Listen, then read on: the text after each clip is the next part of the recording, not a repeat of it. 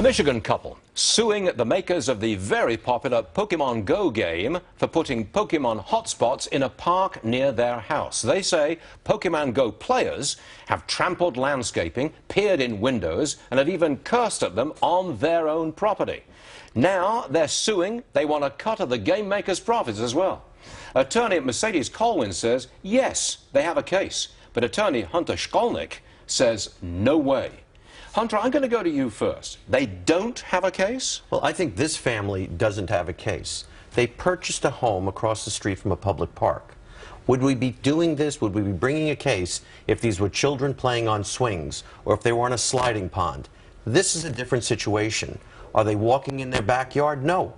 These are children playing across the street or adults. Hold on a second. It's Pokemon players trampling their shrubbery, going up to the windows, interfering with their life. Okay, make the case. They do have a case? Not this plaintiff. Well, they absolutely do. When you're talking about these Pokemon Go players, who all of us have seen them, they're pretty radical and they're pretty aggressive. They're out there looking for those monsters, and they're on your private property. They're peering into your windows, going up to your car, which still remains in your private property.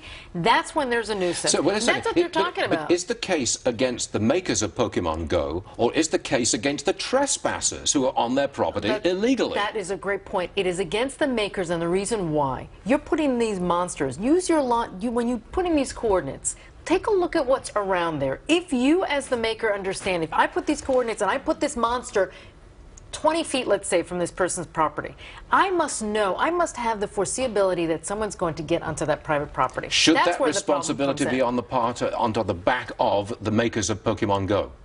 If you're putting it in their homes, it's their responsibility. If you're putting it in the park and people run across lawns, that's not their responsibility. This plaintiff does not have people in their yard. They're complaining about the people across the street in the park. Okay. They are the wrong plaintiffs for this case, if any plaintiff is the right one. Here's how I see it working out. They'll settle.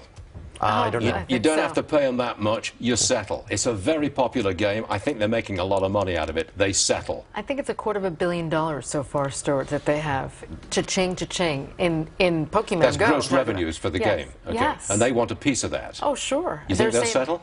I think they'll settle for nuisance value.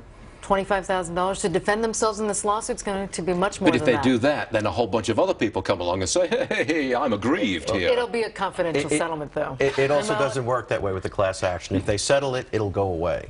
But I don't think they're going to settle this case. I think they have a very good defense for these plaintiffs and anyone whose home is not being directly violated by the coordinates. So you're on Nintendo's side here.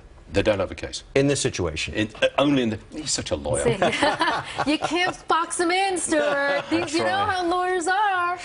Normally I would wiggle, be on the wiggle, other wiggle, side. wiggle. To my own detriment. And Hunter, thank you very much for joining us. Always appreciate it. Thank you. Great to you.